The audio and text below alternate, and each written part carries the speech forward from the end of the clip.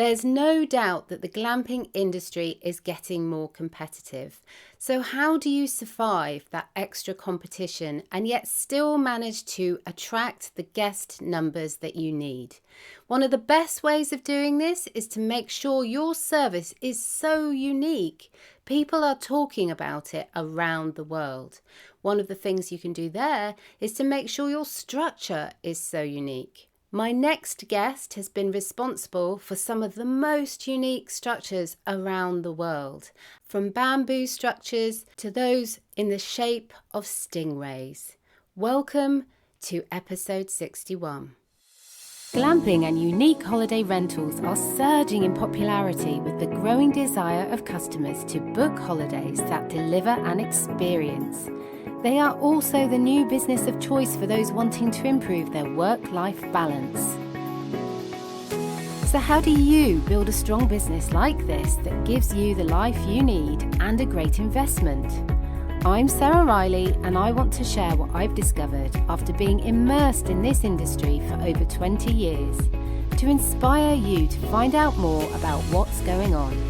Welcome, this is the business of glamping and unique holiday rentals.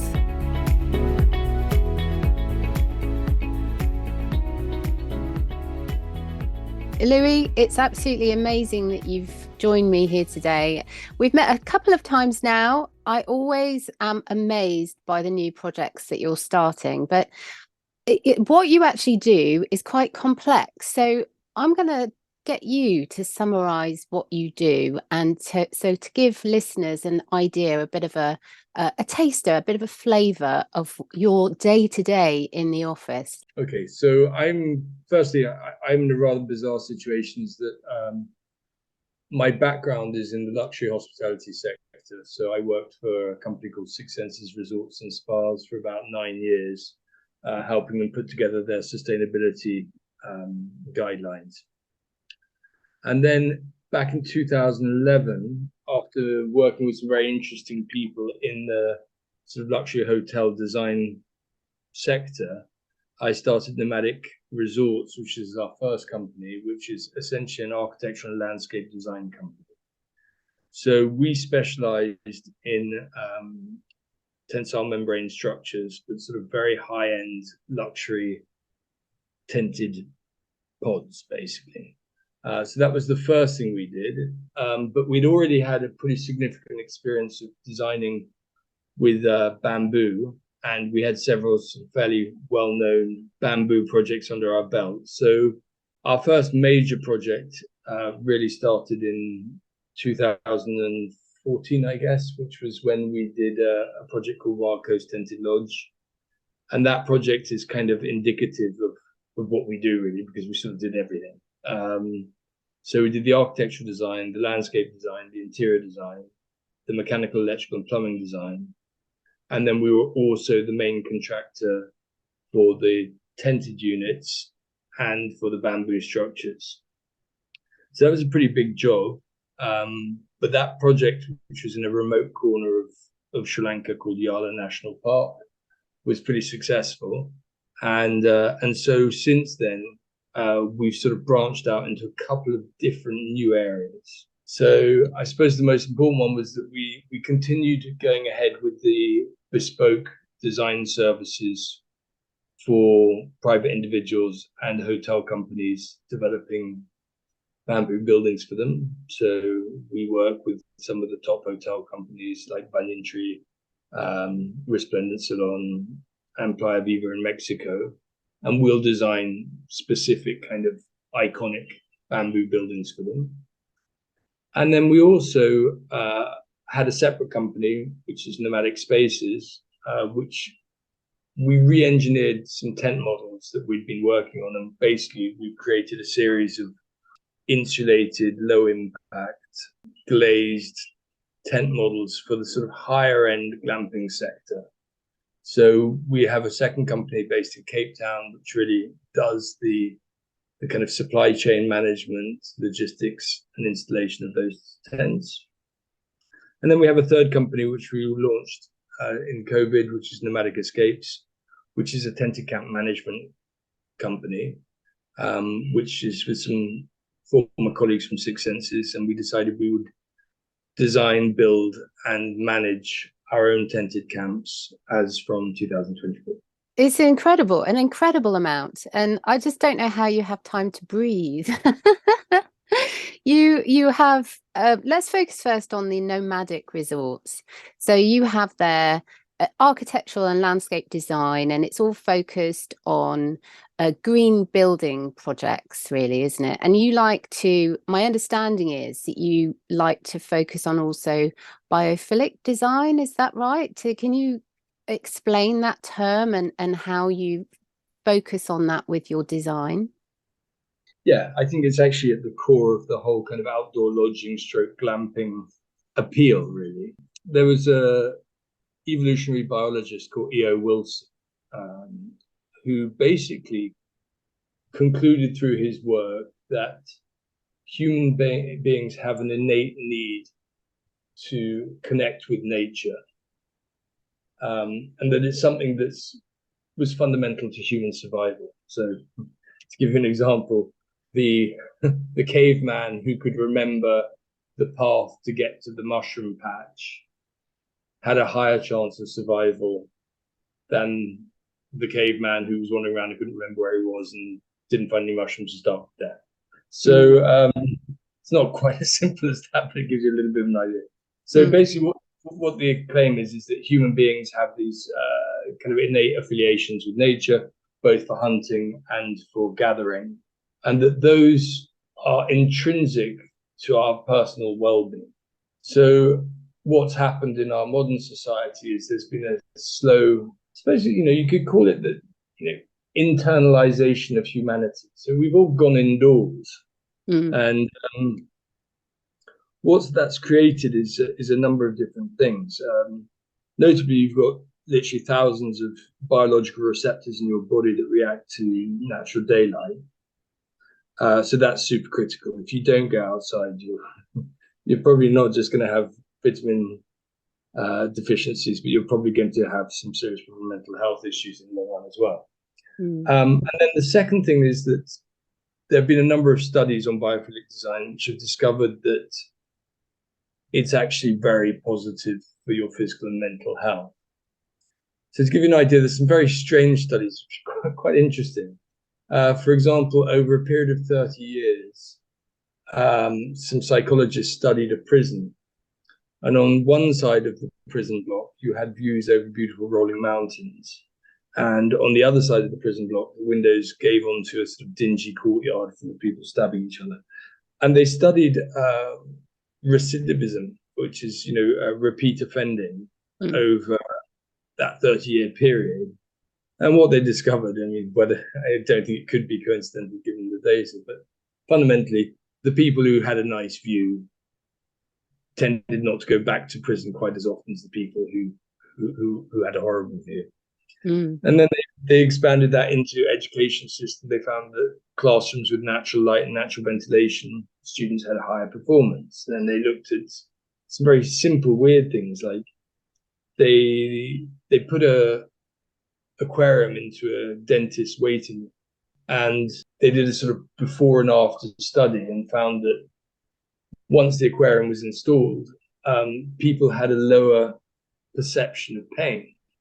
So all of these things have led to a number of interesting conclusions. And fundamentally, what it comes down to is that in a highly stressed urban environment, people will tend to be happier if they've spent periods of time in an environment in which they can reconnect with their natural environment. I've also seen some of those studies, and they talk about how it not only has health benefits, it has environmental benefits and economic benefits, because as you're saying, people are happier, they can work better and they're more efficient. And this is in the work environment we're talking about. And how do you translate that into something that you then provide for the modern traveller today? How do you think through that process and apply that to your designs? So I think the first thing is that we don't design camps and resorts in a normal traditional architectural process we do something a little bit, it's kind of reverse engineering, where basically we will identify the experiences we want to provide and then develop the design of the buildings and the landscape to deliver that experience to its maximum capacity, let's say. So how that might be is it could be, there's some very simple things like natural daylight, natural ventilation, views of nature, water features. Surprisingly enough, there's a whole fascinating subject of a regenerative landscape and insects and wildlife, and being able to interact and listen to complex biological environments. And then there's also things like, the use of natural materials, which have patina or which are visually complex. So, plastic, for example, has no texture, so to speak, it's just smooth. Whereas things that have natural texture tend to have a better effect on human well-being. Then there's also some other things where you can use iconography. You can integrate imagery of animals or insects or plants into the environment through the interior design, which will also stimulate this biophilic sense in people. And then you can do some other things where you basically provide the tools to admire nature in the environment. So that might be, telescopes for looking at stars at night. That could be, providing binoculars for bird watching and a field guide. That could be creating outdoor spaces to do exercise, for example. You might, equip the rooms with a meditation cushion, or even something more dynamic like a TRX be able to do sports activities outdoors.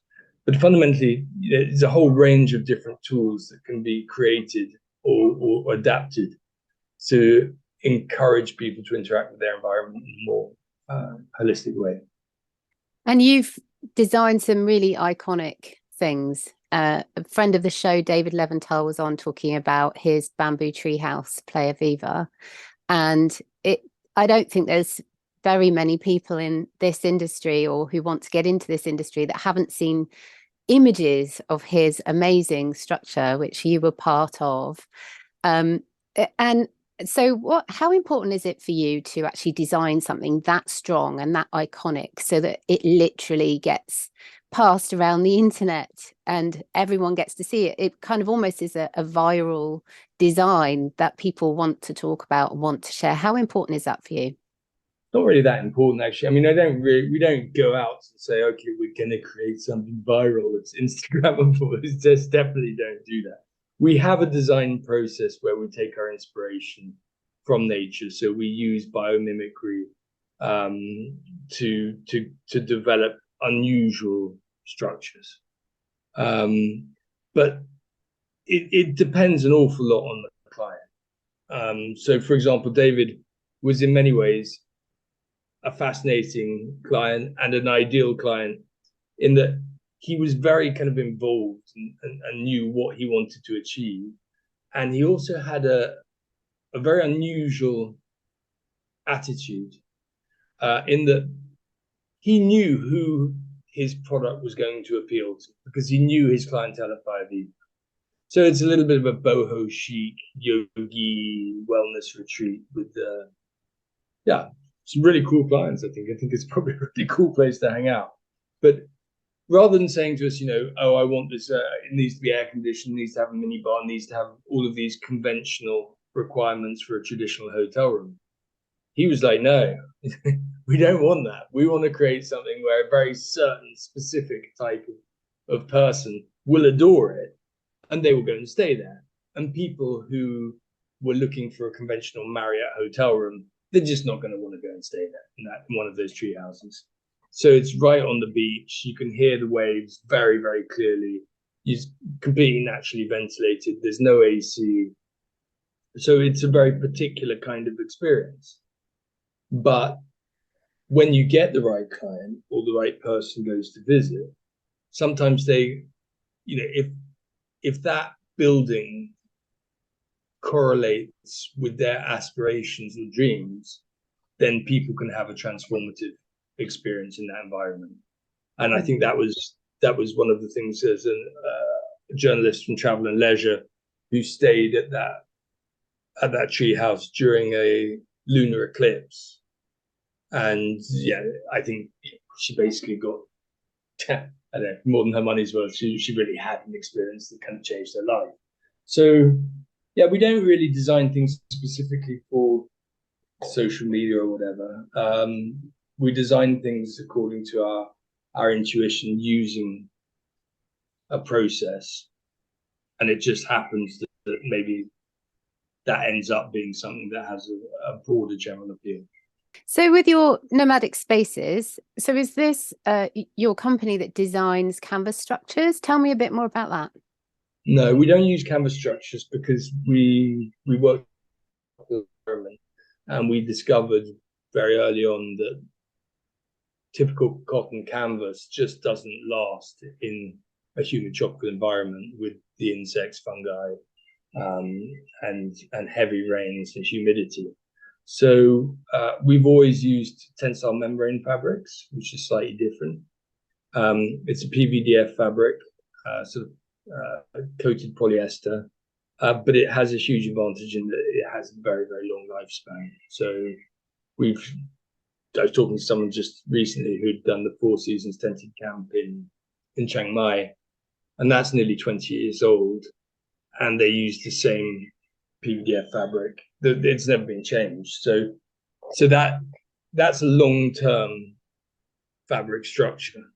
And then we also have a galvanized steel skeleton, let's call it, which is typically designed to withstand wind speeds of 140 kilometers an hour. But we are working on a project here where it's going to be for 280 kilometers an hour, which is class 5 hurricane. And it's thermally insulated, so they can be air conditioned or heated, and they have double glazing. So it's very different from traditional tent. You know, you've got a lockable door, you've got a certain amount of security, you've got a thermally efficient building envelope, and you can be pretty sure you're not going to be blown away during a storm. Basically, sort of super heavy duty tents. And each model has been inspired by some kind of natural phenomenon. The loofah was inspired by a cocoon of a caterpillar. The urchin was, as you might guess, inspired by an urchin, sea urchin, and the seed pod was inspired by a seed. So all of them have some kind of biomimicry narrative behind them, and so they're very differently shaped from the traditional double-masted tents. Sounds really interesting because you've just touched on there. So I'm not an architect. I'm not a designer. I'm a lover of the structures. I love the structures. I love the creativity that goes in behind them. And so I always pay attention to what people are coming up with. I think it's amazing. And so biophilic and biomimic are two of my favorite kind of design ethos ideas, I suppose. And some of the structures that are coming out of that, using that is amazing. And so the fact that you've used that in your designs, the biomimic, is fantastic. And I'm going to have a quick look at some of those structures you were talking about there. So I've seen some of them, but I haven't seen the urchin one. So I'm really, really curious about what that looks like. Yeah, so it's the what we call the test of in French a sea urchin. So you know when the sea urchins, all their spines fall off and you find the shell on the beach? Yes. That's what it's taken from. Oh, wow. So I constantly find that because I live next to the beach in the UK. And so we always have little urchins, they call them sea mice here, that turn up. But I used to spend a lot of time in Greece as well. And we would go fishing for sea urchins. And so, yeah, it's a very fascinating sea creature. And so I'm definitely going to have a look at that. So your third company is Nomadic Escapes, and this is where you focus on net zero carbon operations, rewilding, regenerative landscaping, and those businesses with a purposeful vision. And you provide a level of hospitality management with those. And so tell me a little bit more about that and how that came about. So Nomadic Escapes was always the sort of longer term plan. My business partner, Anthony Payton, used to be the managing director of quite a well-known hotel group in the Indian Ocean. And what we realized is, a lot of these luxury resorts are trying to do too much. There's too many different things going on, which, as I sometimes say, means you can get taught kickboxing by the yoga instructor. And there's also these vast menus of all of these different options of internationally imported foods, and basically what we concluded was that if you boiled it down, really what many people are going to want in the future is they're going to want to do specific activities. And so what we concluded was there would be three main themes.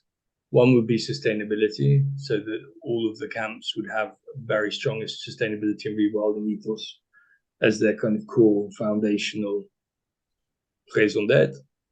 And the second thing was wellness. We think that wellness is already and will continue to be a driving force in travel and hospitality for many reasons. But the most simplest way to explain this is, as urban environments become more polluted, more stressful, as the digital world becomes more and more stress-inducing, and the quality of traditional agricultural produce and fast food continues to degrade, people will want to go to rural spaces to basically restore themselves physically and mentally. And then the third one, which has become very important to us, is rather than doing the traditional holistic spa thing, which is uniquely focused on massages and hammams and jacuzzis, we believe that offering a small number of adventure sports to a very high level of service offers people an opportunity to do very, very specific activities. So, for example, our first camp here in Mauritius is at the Mont, which is an iconic mountain and is also the best kite surfing spot in the world. So people will come to the Nomadic Escapes at Ombalaba specifically for kite surfing. Obviously, they can do it. They've got great local food and healthy options, fantastic accommodation, great spa. But fundamentally, people will come to do outdoor sports activities. And here in Mauritius, that will be things like stand-up paddleboard, sailing, kite surfing, scuba diving. But there's also hiking and mountain biking.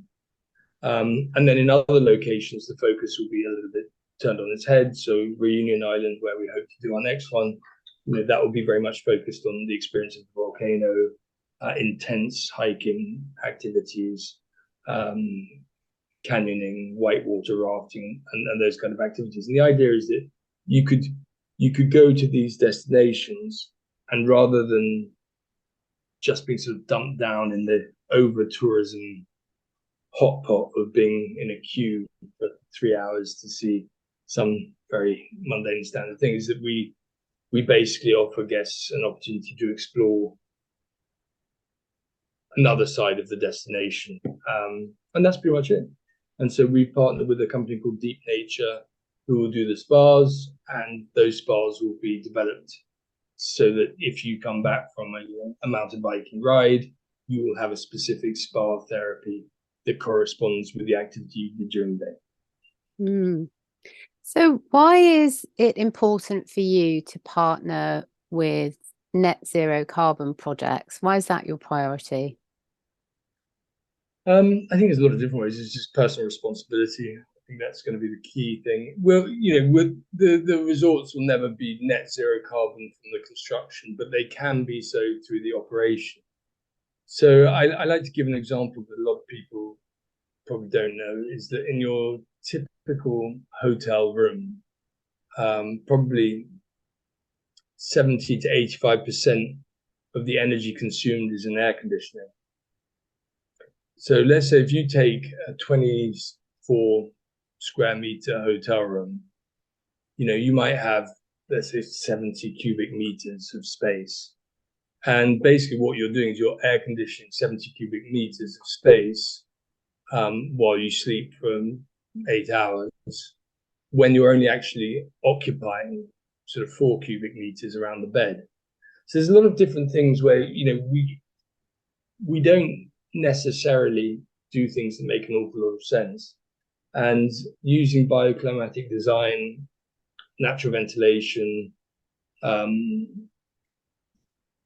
renewable energies and energy efficient appliances and devices, we can really reduce hugely the environmental impact of these resorts. And, hopefully at some point in the future, we will be able to, build regenerative resorts using material grown on the site or in the local landscape with an extremely low carbon footprint. What we might find is that some of these new technologies like 3D printing may allow us to do that in a slightly different way than people might expect now. So you work a lot with people who have regenerative projects, and that's what you like to support. So for listeners who don't understand what a regenerative project is, can you give just a quick flavour of what's involved with that? Okay, so traditionally we talk about sustainability in all sorts of industries. And sustainability is about protecting the status quo. So it's closely associated with conservation. But some well-known environmental activists, notably George Monbiot, have made some very interesting comments about this recently. And one of them was that at each generation, the status quo is degraded. So people use a baseline and a reference of their own experience of wildlife from their childhood as the norm. But very often, that norm is a depleted environment. And what they found recently is when they look back at historical accounts of exploration across the world, the level of wildlife in different environments was massively different to what it is today. So, for example, Newfoundland, the cod fisheries in Newfoundland, the first accounts say that you could barely get to the shore because the shoals of cod were literally so abundant that you could barely kind of get off the boat and walk to the shore. They've also found some huge differences in the sizes of fish caught in the 18th century and those caught today. So if you take a regenerative philosophy, you ask yourself, is it possible not just to maintain that status quo and the environmental status quo that shifting baseline that has been degraded over multiple generations, but instead to say, what is the potential of this space? How can you enhance this landscape to have the level of biotic abundance that it would have historically had prior to man's intervention? So putting more back in than taking out. So not only keeping to that level of status quo, but absolutely, giving credit, I suppose. So it's almost like a bank, you're putting more in than you're taking out.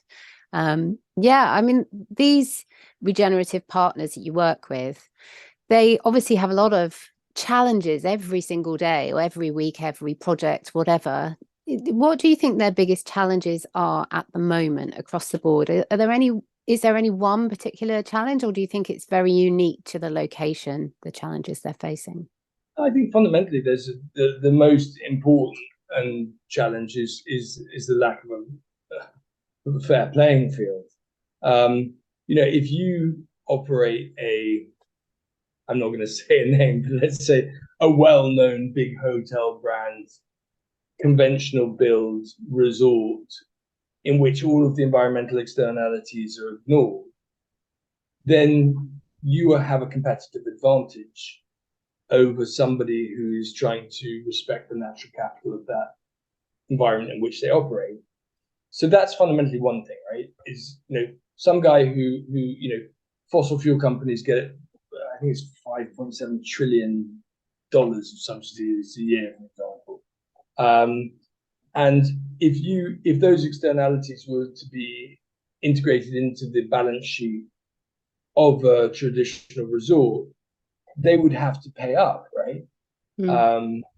Whereas, someone like David, who's really, really made it a sort of life mission to do the best he can and to create edible landscape and permaculture gardens and restoration of turtle hatcheries and many other activities.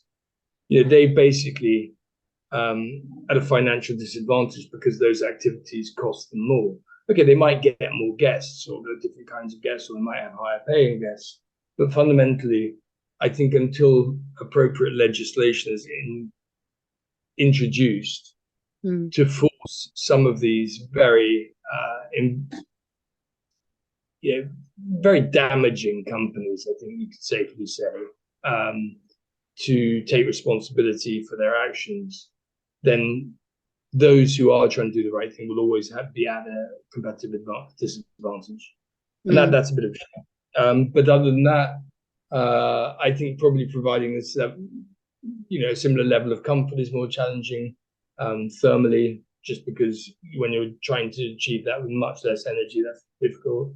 And then obviously, your menu is probably not going to be as diverse as, I mean, I was in Vietnam just recently, and I was astonished to be served salmon in pastry, which is normally something I quite like. But I was like, why am I eating sort of day-glow orange salmon on a beach in Vietnam? It just makes no sense. So I think that makes it a little bit more difficult to do more elaborate and sophisticated menus. But maybe also we would hope for Nomadic Escapes that the type of people who will come will be wanting to taste local food. So yeah, there's a number of different things. It's you can't really compare them to apples for apples because they're not quite the same type of product. I think you hit the nail on the head there with the legislation. It definitely needs to come from the powers that be, but also, the guest, the eco-tourist needs to make the decision to vote with their feet, to make the choices in their daily life, in their travel decisions that would be to experience these more regenerative resorts rather than going to places that are more damaging, for example. But it's very hard to get that message across without seeming like it's a lecture or it's telling people what to do. So I just hope very much that people see the benefit in going to places where better decisions are being made so that local communities are being supported more where the people are staying. So I'm going to ask you a very unfair question now. What is your favorite project so far? Can you actually say that you have a favorite? I think actually, yeah, I probably can. And I think it was probably the first project that Olive and I did together, which was a project called the Treetop Dining Pod in Soneva Kiri in Thailand, which is now a long time ago. It was back in 2008, which means, it's 15 years old. So I was about 29 and Olive was 26, I think. And we were asked by my boss at that time to develop a bespoke treetop dining pod that could collect people on the forest floor and then pull them up into the forest canopy, and so they could have lunch or dinner or breakfast in the rainforest canopy in Thailand with this dramatic view over the sea. And it was very unusual to be given an opportunity like that, particularly at such a young age. And obviously nobody had experience of developing this kind of thing, but certainly we didn't have any experience because we were both kind of fresh-faced, I suppose. But that project involves basically bringing a elevator winch into the jungle and basically creating this steel and bamboo basket that could be hauled up into the 11 meters into the rainforest canopy, and so the guests could have this sort of fabulous experience of dining, surrounded by squirrels and flying squirrels and monkeys and snakes and all sorts of other things that were in this very vibrant jungle environment. And that was the first time Olav Brun and me worked together. He'd done the design, I did more or less the execution. And we used the sort of best arborists in Asia to basically do an echography on the trees using a machine called a Picker sonic tomography machine. And we had kind of the best rigging guys who did those treetop walkways. And we really had sort of a team of extraordinary individuals working on the project. And it went, amazingly well. So it was one of the few projects where at the end I couldn't really find very much wrong with it, maybe a couple of minor things. Whereas all the other projects, I think, I tend to finish it and have probably 3 minutes of pleasure and then wonder what we could have done better. So I haven't actually seen that project yet, but I have heard about it, and it's something you've got. Is it defined as farm to fork project because there's so much locally grown things, and then that all of that is transferred into this amazing produce, which is delivered to guests in the restaurant? Is that right? Yeah. If I got that right? I've been working on farm to fork projects since 2005. I did my first farm to fork treetop restaurant in 2005 at Soneva Fushi in the Maldives. And I think all of our projects have had a farm to fork ethos backing them up. My background was in permaculture design. So the first job I got in a resort was to actually design a vegetable garden for them. And that has always stayed with us. And we've integrated edible landscaping, permaculture design, regenerative landscaping into all our projects ever since. Yeah, amazing project. Sounds amazing. I want to go for sure. So what's next for you? What have you got on the horizon now? We've got a lot.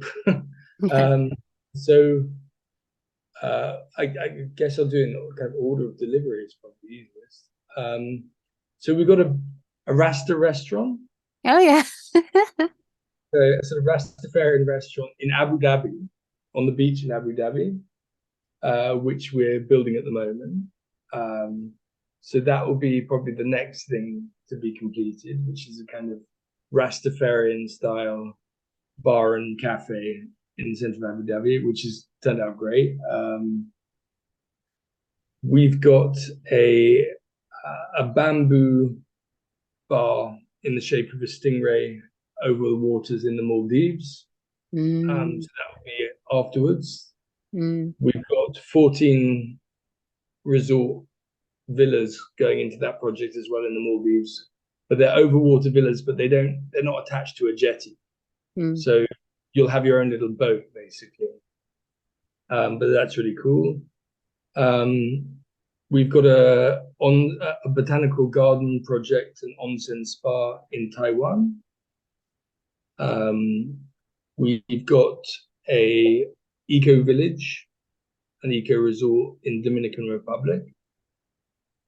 And then we've got our first nomadic escape here in Mauritius for a tented camp and kind of adventure sport, wellness development. And then we've got a floating resort in Kerala in India. Oh, and we've also got a hiking camp in Nepal, which has also been built there. So quite a lot. Wow, yeah. Where in Kerala are you? That's one of my favorite places to visit. So it's on the edge of the backwaters in Kerala. Oh, the backwaters. Oh, I had an amazing experience there once. It's just incredible. And I've seen the Stingray project you're working on and how that came about and your thinking behind it. And again, another incredible project. All of that sounds amazing. And do you think this is kind of travel of the future? Can you see these designs and this way of thinking being the future? Is this where you see it going? It's an interesting question. Well, there's two interesting points to that. One, it's not just travel. So we've got a lot of inquiries for residential homes, like eco homes, eco villas, off-grid residential projects. That's a new big thing that we didn't do before. But basically the travel industry is kind of pivoting towards experiential travel for a very simple reason that I don't think, is negotiable. It's a simple common sense thing, right? Most people in urban environments have a level of luxury that is similar to what we would have considered a luxury hotel room 15 years ago. They've got air conditioning. They've got a fancy coffee machine that makes coffee at a press of a button. They've got a flat screen television, uber millions of pixels. They've even got a sort of, Bluetooth speakers and all these different things.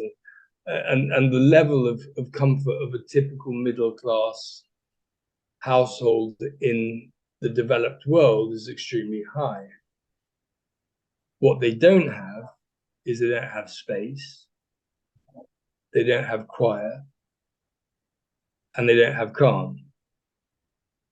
So inevitably those things will become super valuable assets or that people will want to procure. So what we've seen over the last 15 years is with the rise of social media, whether we like it or dislike it, and probably in the latter, people want to have experiences that they can share with their personal tribe. And quite frankly, staying in the big block on the fourth floor of a big block on the beach in Tenerife is not terribly sexy on social media. Whereas, staying at the Ice Hotel or the Tree Hotel or camping in a cave in the Dolomites or, being in a gypsy caravan, all of that stuff seems to resonate better with this slightly sort of strangely competitive Instagram of travel environment. So is it going that way? Yeah, I think so. I think this whole younger generation, I think they're not interested in, they're interested in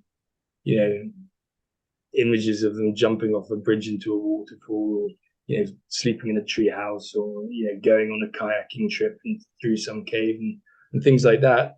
And the days of the kind of beach lizard tourists doused with sun oil, I guess, and having a pina colada on the beach, that's, I think, a little bit behind this actually. Yeah, that's so yesterday. I think the whole self-brand I live thing right near the beach. I never even go. I haven't sunbathed. Well, I'm gingerly, but I haven't sunbathed in 20 years now. Yeah. I suppose all of those messages now that we've got, about how being in the sun too much is a bit dangerous, actually drinking too much is a bit, but all of those things, people want to be photographing themselves and sharing that imagery of them doing amazing stuff that no one else is doing, so they can kind of say, look at us being so adventurous and doing these things. And it is all about self-brand, isn't it? People want to promote their own brand and their own thinking of how they want to be perceived by the outside world. And it sounds to me like you're saying travel of the future is all about designing that into the offer so that people have that ability to pick up and promote their own self-brand, which is fixed around hospitality that they're visiting. Yeah, and there's another thing, super important one that people often forget, is that there's a larger and larger number of Asian travelers in the hospitality industry now who don't really want to go on the beach. I've just come back. I came back from Vietnam. None of the Vietnamese ladies want to go and sprawl on the beach and get brown. That's the last thing they want. They're all about absolutely protecting their skin as much as they can. So I think there's also that changing, a little bit of a paradigm shift in the actual typology of the traveler. We're not just catering to an urban European market. There's a whole bunch of different people, and there's a huge number of middle class Asians and Chinese people who don't want to go on the beach, and the same probably to some extent with the Middle East. In front of our eyes, it is all changing, Louis, and I think it's fantastic hearing about your projects. I'm just enthralled by them, and I can't wait to look some of those up that you've been talking about there, even though I know a few of those, some of them I don't. And I know that your designs are incredible, and how you guys think up your designs is also incredible, your thought process. And I think I'll include some links in the show notes so that people listening to this can go and click through and have a look at some of those as well. But thank you so much for your time today. It's just been really great. Looking forward to maybe seeing you on the circuit. Are you going to be going to Montenegro? Yeah, looking forward to hooking up with all of our pals at the Eco Resort Network. Yeah, fantastic. And I'll be there as well. So I look forward to chatting with you again then. Okay. Bye, Sarah. Bye.